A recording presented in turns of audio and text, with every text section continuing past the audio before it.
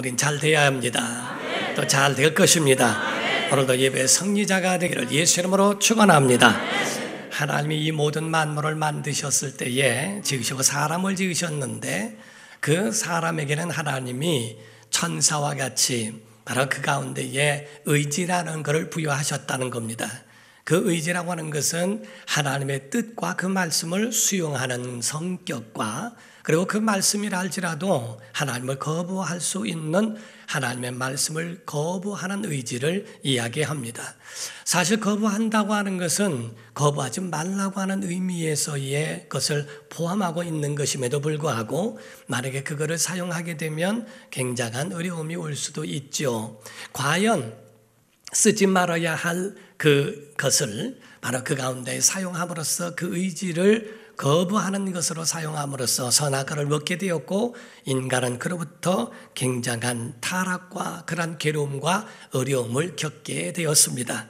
여기에 대해서는 뒤에서 조정하는 마귀라는 존재가 있었죠. 아담 혼자가 되어진 게 아니고 하와는 그 사탄의 그 유혹의 통로가 되어서 아담에게 그 선악과를 먹게 되어 하나님을 떠나게 되는 그 말씀을 거역하는 자로 낙인이 찍히게 되었고 그 대가로 말미암아 온 인류는 사탄의 끝없는 공격 대상이 되었다 하는 겁니다. 그러므로 성경은 우리에게 말씀하기를 베드로후서 2장 19절에 그들에게 자유를 준다 하여도 자신들은 멸망의 종들이니 누구든지 진자는 이긴 자의 종이 됨이라 라고 말씀하심으로써 이긴 자의 종이 됐다. 마귀는 죄라고 하는 도구를 통하여 하와를 깨어냈고 아담을 불순종하게 만들어 그의 종으로 삼습니다. 죄 때문에 그를 어찌할 수도 없고 그 가운데에 다 휘둘릴 수밖에 없는 존재가 되었다고 하는 거죠. 그래서 이 세상 사람들의 그 인간은 일평생 시험을 당하게 돼 있고 문제 속에서 살아갈 수밖에 없게 되었다 하는 겁니다. 거기 어떤 사람이 말하기를 올바로 살기만 하고 정직한데 뭐가 걱정이냐? 나는 깨끗하다라고 이야기하며 나는 일평생 시험이 없다고 생각할지 몰라도 그렇지 않습니다. 아무리 믿음이 있고 은혜를 충만히 받고 자기가 정직하고 올바르게 산다 할지라도 그 사냥꾼의 올무에서 벗어날 수 있는 능력은 없다 하는 겁니다. 이 세상이라고 하는 것은 바로 하나님의 아들도 시험하고 모독하고 죽였던 곳입니다. 믿음이 있고 은혜가 충만하다 할지라도 이 세상은 언제 터질지 모르는 지뢰밭과 같아서 문제와 시험에 그러한 지뢰밭을 밟을 때에 지뢰가 터지면 큰 살상이 일어날 수 있는 그것이 다분히 존재하는 것이 이 세상이에요. 우리는 살았다 할지라도 살았다고 누구도 과신할 수 없습니다. 지금은 호흡하고 있고 지금은 이야기하고 건강하다고 해서 과신할 수 없습니다. 그 전에 어떤 분의 이야기를 들었더니 어떤 목사님이 사모님이 자기 딸에게 아무것도 해준 것이 없다고 그래서 미국에 있는 딸이 대학원을 졸업할 때까지 잠깐 졸업하는 그 기간 몇 개월 동안에 그 딸 손녀죠. 외손녀가 되는 거죠. 그를 아이를 봐주고 그리고 몇 개월 만에 돌아올 비행기 표까지도 다 끊었다는 겁니다. 그리고 난 다음에 목사님과 통화를 하고 잘 자라고 이야기하고 전화를 끊었는데 그 새벽 2시경에 전화가 와서 그 가운데에 세상을 뇌졸중으로 떠났다고 하는 소리식을 듣고 가족이 갔더니 이미 식물인간이 되어져서 거기서 죽음을 기다리고 있더라는 거지요. 잘 자라고 하는 말이 마지막 말이 될 줄은 몰랐다는 겁니다. 미국에 가서 자기 딸을 위하여 그렇게 돌봐주고 건강한 모습으로 있던 분이 한순간에 하나님의 부름을 받을 수도 있어요. 언제 어느 때 우리는 어떻게 될지 아무도 모르는 가운데 우리는 사는 것이고 죽음이라고 하는 것은 언제든지 우리에게 지뢰밭과 같처럼 우리 안에 널려 있는 것으로 살아가는 것이 우리의 세상이라 하는 겁니다. 그러나 성경은 우리에게 말씀하기를 예수께서 시험을 받으신 것을 말씀하신 것처럼 우리에게 이기신 방법에 대한 모습도 우리에게 보여주셨다 하는 겁니다. 우리 성도들은 주님을 본받아서 시험을 대비해야 하고 이겨야 할 줄로 믿습니다. 그러므로서 하나님은 어떤 분이신가? 물론 시험을 주시는 분은 아니시지만 이 땅에 있는 날 동안에 시험은 허락하셨어요. 우리가 시험에는 세 가지가 있다는 것을 여러분이 배우셨을 겁니다. 하나님의 시험이 있고, 두 번째는 마귀의 시험이 있고, 세 번째는 사람의 욕심에 이끌린 시험이라는 것이 있습니다. 하나님의 시험이라고 하는 것은 파괴케 하는 템테이션이 아니고, 하나님의 시험이라는 것은 텍스트와 같처럼 그의 측정하고 측량하는 겁니다. 즉 이 수준이 얼마나 되는지, 그릇이 어떻게 큰지, 그 그릇만큼, 수준만큼 우리가 학원에 가더라도 그의 수준에 맞게끔 맞춤형으로 교육하는 것과 같처럼 이가 어떤 것이냐, 어떤 수준이요, 어떤 것에 대하여 있느냐를 바라보는 것과 같습니다. 그러므로 이가 믿음의 조상감인지, 창세기 22장 1절에는 하나님의 아브라함을 시험하려 하사 하나님이 아브라함을 시험했다고 되어 있고요. 신명기에도 바로 이스라엘 백성들을 그 시험하려 하셔서 그 간주한 땅을 건너게 하셨다라고 되어 있습니다. 파괴가 아니고 그들을 측정하는 거죠. 그러나 마귀의 시험은 오늘 본문 말씀의 3절에 보면 시험하는 자라고 말한 것처럼 마귀는 시험하는 존재라 하는 거죠. 그는 템테이션, 곧 파괴케 하는 그런 시험으로서 다가온다는 겁니다. 하나님의 시험은 잘 견뎌야 하고, 아멘. 마귀의 시험은 이기기를 주 이름으로 축원합니다. 그리고 자기의 욕심에 이끌려서 미혹되는 야고보서 1장 13절 이하에 말씀하고 있는 것처럼 자기 욕심에 이끌리는 미혹에 대한 시험도 있다 하는 겁니다. 어쨌든 이런 시험이라는 것이 우리 안에 다 있는데 이길 수 있는 방법이 과연 무엇일까? 우리 본문에는 가장 첫 번째 아주 중요한 결론을 말하고 있습니다. 4장 1절에 말씀하기를 그때에, 언제입니까? 그때라고 하는 것 조금 이따 말씀드릴게요. 예수께서 성령에게 이끌리셨다. 마귀에게 이끌리신 것이 아니고 성령에게 이끌려 마귀에게 시험을 받으러 광야로 가셨다라고 되어 있습니다. 성령에 이끌리는 것, 여러분이 승리할 수 있는 비결은 성령에 이끌리는 겁니다. 마귀의 그 공격과 그 어떠한 무기에도 능히 이길 수 있는 방법, 그건 다른 게 아니고 성령에 이끌리는 거예요. 그래서 여러분은 자기 자신을 깨워야 합니다. 매일매일 성령에 이끌려 살기를 기도해야 됩니다. 성령께서 여러분의 모든 삶을 주관하게 하시기를 예수 이름으로 축원합니다.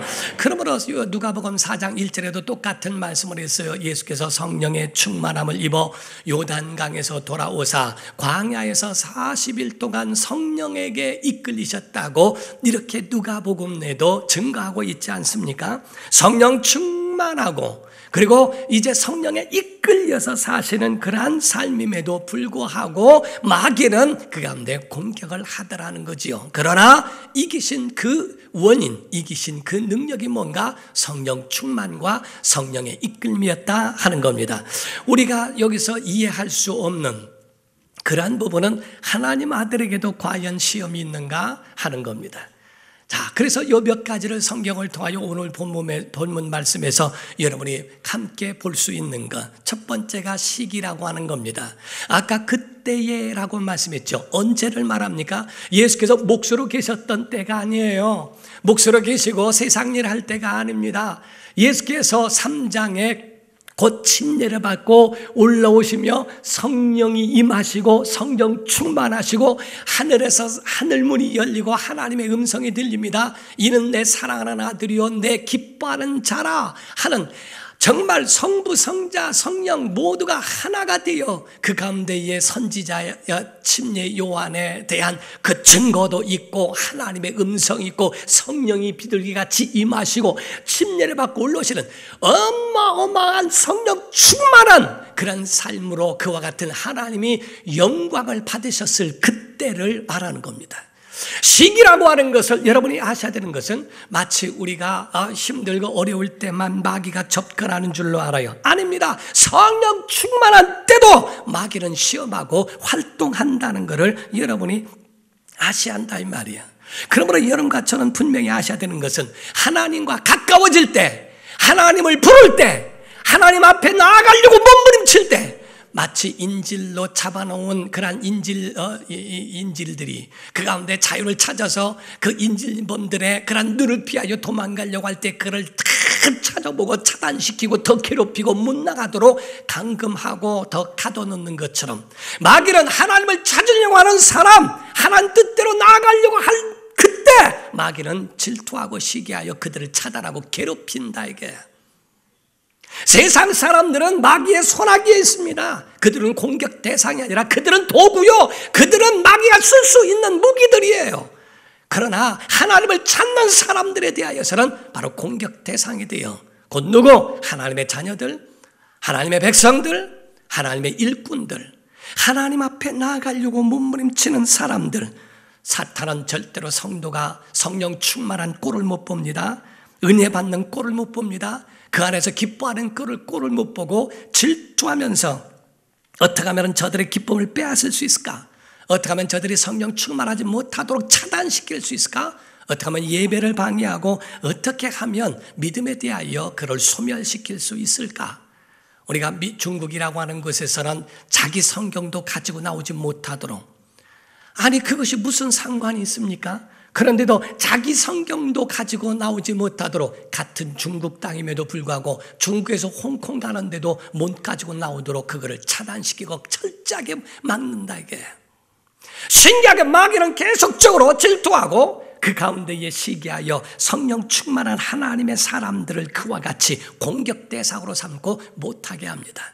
그런데 성경은 우리에게 말씀하기를, 그러나 거기에 대하여 연연하지 마라, 두려워하지 마라. 야고보서 1장 2절에서 4절을 보면요, 내 형제들아 너희가 여러 가지 시험을 당하거든 온전히 기쁘게 여기라. 이는 너희 믿음의 시련이 인내를 만들어내는 줄 너희가 알미라. 인내를 온전히 이루라. 그걸 잘, 하나님께는 그 인내에 대하여, 마귀에게는 그 인내에 대하여 대적하고 또 자기 미혹에 대해서는 그걸 극복할 줄 아는 걸 말하죠. 이는 너희로 온전하고 구비하여, 온전케 하고 구비케 해서 조금도 부족함이 없도록 그 그릇을 키우고 그 그릇을 넓히는 작업이니 너무 두려워하지 말라고 우리에게 증거하고 있는 겁니다.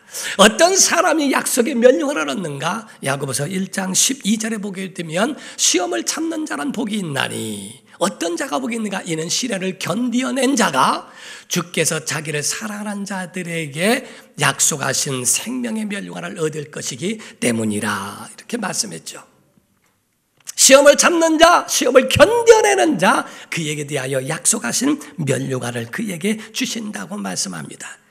사랑하는 성도 여러분, 시험은 있지만 이깁니다.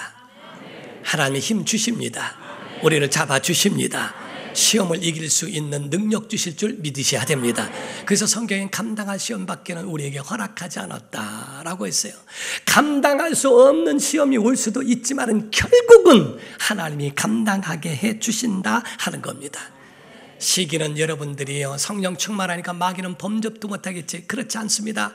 그런 마귀는 우리에게 더 가까이 오고 우리에게 더 공격 대상으로 삼을 수도 있다는 겁니다. 두 번째가 장소에 대하여, 첫 번째 장소가 광야예요. 광야는 시험이 있습니다. 광야에는 마귀가 접근해 옵니다. 광야에는 외로움이 있고 굶주림이 있습니다. 광야에는 맹수들의 위험도 있어서 언제 찢길지, 언제 그 가운데 있을지. 어떤 분이요, 개척을 하고 났는데 교회에 1년 동안에 아무도 오지 않더래요. 얼마나 외롭던지 지나가던 거지라도 왔으면 좋겠더래요. 왜 한 사람도 안 오는가? 너무 절망스럽고 얼마나 실망스러운지 그 마음속에 그래요. 40일 금식을 그때 했는데 40일 금식 기도만 성공하면은 아주 성도가 구름대처럼 몰려올 줄 알았대요. 똑같더랍니다. 너무 힘들고 어려운 가운데에 그 외로움을 누구라도 왔으면 좋겠는데 라고 하듯이 광야에서 40일을 금식하며 줄이셨을 때 얼마나 힘드셨겠어요. 외로움도 있습니다. 목마름도 있고 배고픔도 있고 맹수의 위험도 있고 별 모든 것들이 다 있는 그곳에도 마귀는 접근하고 와서 고달픈 인생 가운데에 유혹을 하고 있다 하는 거고요. 두 번째 장소의 두 번째는요, 거룩한 성에 그를 데리고 갔다고 되어 있습니다. 4장 5절을 보게 되면 이에 마귀가 예수를 거룩한 성으로 데려다가 성전 꼭대기에 세우더라고 이야기를 하죠. 곧 마귀는요, 어디든지 활동한다는 겁니다. 광야에서도 활동을 할 뿐만 아니라 거룩한 성, 오늘날로 말하면 바로 교회 안에서도 역사하고 그 가운데도 활동하고 그 가운데 어느서든지 그 가운데서 믿는 자를 공격할 수 있다는 거죠. 사랑하는 성도 여러분, 힘들어도 여러분 자신이 낙심할 필요도 없고, 여러분이 그 가운데 잘 나간다 할지라도 영혼을 팔지 말아야 합니다. 예수님은 광야에서도 마귀에 대하여 시험을 이기실 뿐만 아니라 거룩한 성으로 데려가다가 그 가운데 성전 꼭대기에 세웁니다. 그런 어떤 것도 우리는 잘 나가면은 어떤 사람은 잘 나가는 형통이 약한 사람이 있고요. 어떤 사람은 힘들고 고달프고 배고플 때에 그 믿음을 팔아버리는 사람도 있다는 거죠. 사탄은 배고픔과 질병과 예배 속에서도 설교 가운데도 그리고 찬양 때에도 활동하고 있다고 하는 것을 알고 경계해야 된다는 거거든요. 저는 지금까지 목회하면서요, 예배 가운데도 마귀는 얼마든지 활동할 수 있다는 것을 알아요. 예배 가운데에 그 가운데 보면은 말씀을 차단시키고 그 말씀이 영혼에 들어오지 못하게 하고 귀를 막아버리고 가장 많이 하는 게 졸게 하는 겁니다. 그것을 저는데, 그런데 예배 가운데 가장 퍼센트가 많이 졸은 데가 설교 때입니다. 물론 목사의 잘못이 크기는 합니다. 어떤 목사님이 한참 설교하는데 한 사람이 그렇게 졸더래요. 그날은 화가 나더래요. 그래서 옆에 사람한테 좀 깨우세요. 그랬더니 그분이 목사님이 재워놓고 나보고 깨우라 그래요. 그래서 목사님이 할 말을 잃었대요. 목사의 잘못도 있을 수가 있습니다만은 다 그렇지는 않더라 이거예요. 제가 목회하면서 보니까요, 예배 때부터 뒤로 넘어가는 사람도 봤고요, 예배 전부터 아주 그냥 앉아서 그냥 사랑하시는 자에게 잠을 주시는도다 해가지고 아예 자려고 하는 사람도 있고요, 아예 자기 자신을 그냥 그렇게 무장해제시킨 사람도 많이 있습니다.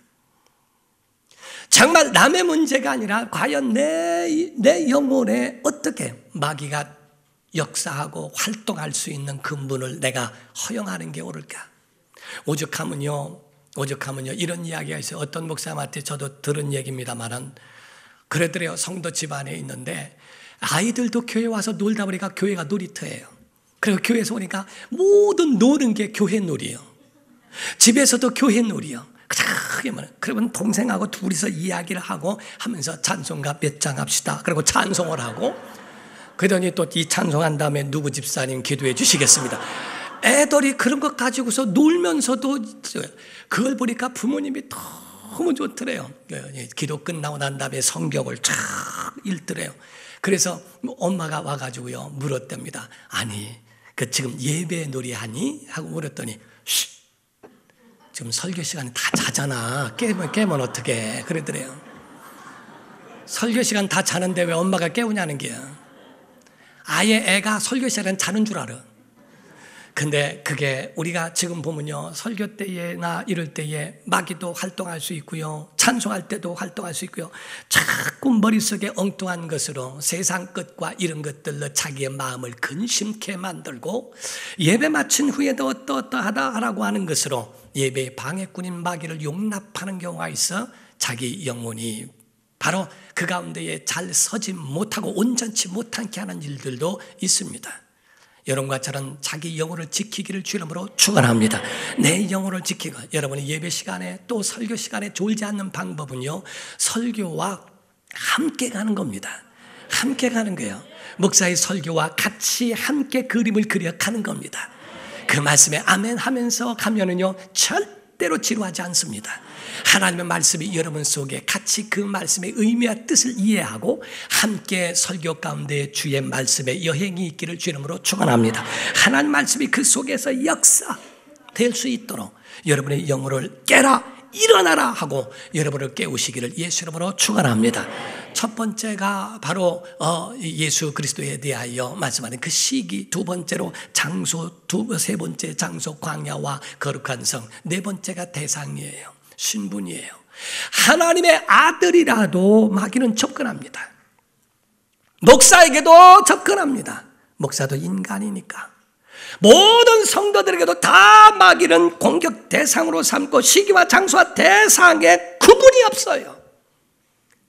마귀는 이와 같이처럼 밤낮 영혼을 때리려고 하고 간을 쓸고 신장을 쓸어버리고 그 속에 뇌를 끊어버리려고 밤새 쉬지 않고 있는데, 우리는 그 가운데에 다 용납하고 내려놓는다면 어찌 그거를 이겨낼 수 있느냐는 거죠. 성경은 우리에게 깨어있으라, 일어나라 라고 말씀하는 것은 우리에게 이 마귀의 공격이 언제든지 있기 때문에 그를 허용해서는 안 된다고 하는 겁니다. 메가도 장군은 말하기를 공격에 실패한 병사는 용서할 수 있어도 경계에 실패한 군사는 용서할 수 없다라고 이야기했다고 그래요. 자기 자신을 경계하는 건 뚫리지 않도록 자기 자신을 경계하고 하는 것은 바로 우리의 몫이라 하는 거예요.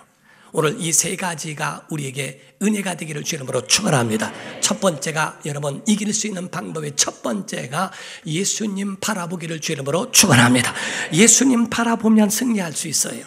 배를 조정하는 사람이요, 그 배를 조정하면서 갈 때에 앞만 보고 갔다가는 뱅글뱅글 돌다가 그냥 제자리만 간다는 거예요. 먼 목적지, 먼 곳을 바라고 목적지를 바라보고 가야만이 갈 수 있습니다. 자전거를 운전하는 사람도, 자동차를 운전하는 사람도 앞만 보면 큰일 납니다. 먼 데를 바라볼 수 있고 거기에 기준점을 삼고 가는 겁니다. 우리가 선을 긋는 사람, 땅에다가 선을 긋더라도 땅만 보고 가면 내가 이 선이 어디로 가는지 몰라요. 그러나 목적지를 보고 선을 긋고 가면은 그래도 거의 맞게끔 갈 수 있습니다. 주님 바라보기를 예수 이름으로 축원합니다. 두 번째 이길 수 있는 방법은 신앙의 고도를 높여야 됩니다. 이 땅에는 비가 오고 이 땅에 지금 비가 오는 구름에 가득한 흐린 날씨라도 비행기를 타고 우위를 뚫고 구름을 뚫고 올라가면 맑음이에요. 우리가 이 땅에서 힘들고 어렵다 할지라도 고도를, 신앙의 고도를 높여 주 앞에 바로 서서 그 가운데 날면 절대로 그걸 어렵게 생각하지 않습니다. 처음에 추진할 때는 모든 엔진을 다 켜서 다 전력을 다할 수 있지만은 그 비행기가 어느 정도 떠서 그 공중에 안정을 찾았을 때는 그렇게 많은 힘이 들지 않는다는 거죠. 우리는 신앙의 고도를 높여 믿음의 성장이 있기를 예수 이름으로 축원합니다. 세상과 싸우려고 하고 나와 싸우려고 하고 아직도 술과 싸워야 되고 아직도 담배와 싸워야 되고 아직도 세상 것 끊지 못하고 싸워야 하는 그러한 어려움 가운데 있으니까 그 가운데 힘들고 다 어려울 뿐입니다. 신앙의 고도를 높이면 그런 것들이 문제되지 않는다는 거죠. 햇빛 가운데 초콜릿은 녹습니다. 그러나 진흙은 단단해집니다. 햇빛 가운데 죽은 나무는 말라지고 비틀어져 버립니다. 산 나무는 더 파릇파릇하고 청청해집니다. 우리 여러분, 하나님의 은혜가 여러분 속에 생명이 되기를 주 이름으로 축원합니다. 이것이 바로 우리에게 주신 하나님의 말씀이요, 신앙의 고도를 높이기를 예수 이름으로 축원합니다. 세 번째가 마지막 세 번째입니다. 신앙의 우선순위를 하나님께 두셔야 합니다.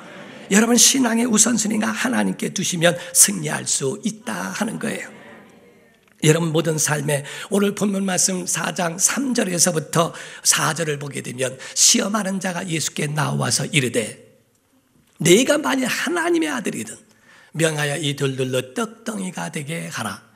예수께서 대답하여 이르시되 기록되었을 때 사람이 떡으로만 살 것이 아니요 하나님의 입으로부터 나오는 모든 말씀으로 살 것이라 하였느니라. 자, 지금 떡을 먹어라 하는 것에 대하여 예수께서는 말씀으로, 자 5절부터 또 보게 되면 이에 마귀가 예수를 거룩한 성으로 데려다가 성전 꼭대기에 세우고 이르되 네가 만약 하나님의 아들이었든 뛰어내리라. 기록되었을 때 그가 너를 위하여 그의 사자들을 명하시니 그들이 손으로 너를 받들어 발이 돌에 부딪히지 않게 하리로다 하였느니라. 예수께서 이르시되 또 기록되었을 때 주 너의 하나님을 시험하지 말라 하였느니라 하시니라고 말씀했어요.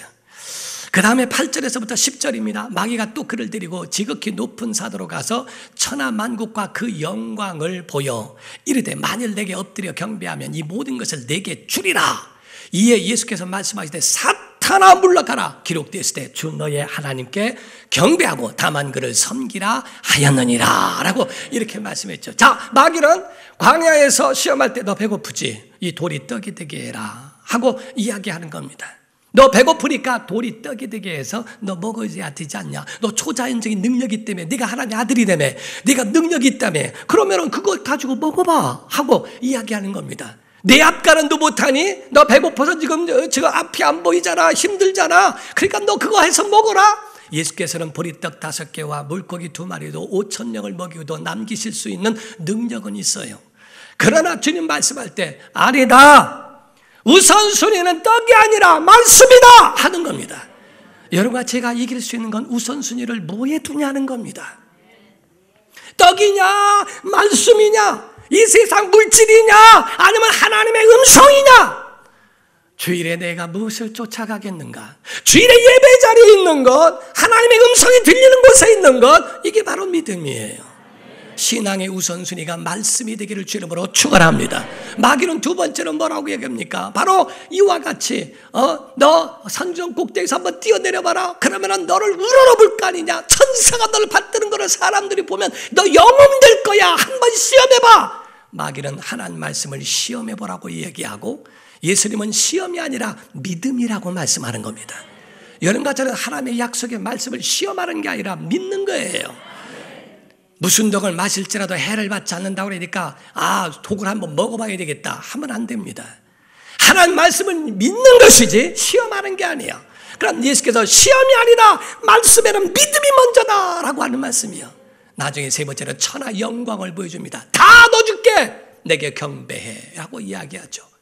다시 말하면 영광이 먼저 아니냐, 예배는 나중에 해. 야, 나에게 경배하고 나에게 먼저 하면 영광 먼저 받고 그 후에 네 할 거 해 하는 말이죠. 예수께서는 아니다. 사탄아 물러가라 하고 말하면 오직 하나님께만 먼저 예배한다. 하나님 앞에 예배하는 것을 먼저라고 말하는 겁니다. 사랑하는 성도 여러분, 여러분의 신앙에 하나님이 우선되기를 주 이름으로 축원합니다. 그런 자에게 11절입니다. 11절 말씀하기를, 이에 마귀는 예수님을 향하여 시험해도 안 되니까 예수님을 떠나고 천사들이 나와서 수종드니라. 여러분, 이긴 사람에게 천사들이 그들을 수종들게 되어 있다고 성경은 말씀합니다. 이기는 자들에게 하나님의 은혜가 있을 줄 믿습니다. 여러분과 저는 떡이 먼저가 아니라 말씀이 먼저요, 시험이 먼저가 아니고 믿음이 먼저요, 천하 영광이 먼저가 아니라 예배가 먼저임을 깨달아 알고 천사들이 수종드는 신앙인의 우선순위가 하나님이 되기를 예수 이름으로 축원합니다. 기도하겠습니다. 이 시간에 다 같이 통성으로 기도할 때 하나님 우리에게 은혜를 베푸소서. 정말 이기는 자가 되어 천사가 수종들도록 정말 하나님의 은혜로 살아가도록 역사해 주옵소서. 다 같이 간절한 마음으로 통성으로 기도하겠습니다.